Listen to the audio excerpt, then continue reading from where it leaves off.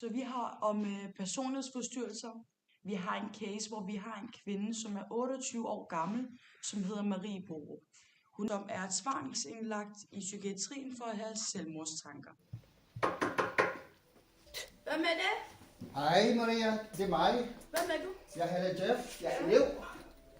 Skal du bruge på hjælp? Nej, det har jeg ikke. Jeg kan godt klare mig selv. Nå, Ja.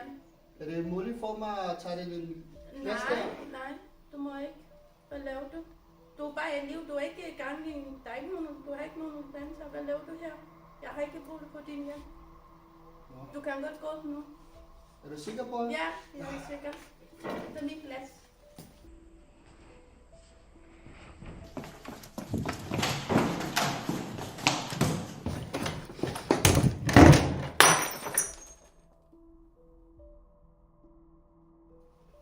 Hej Lisa.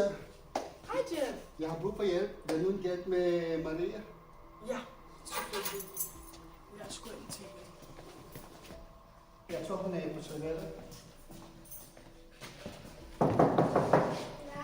Marie, du bliver nødt til at åbne døren.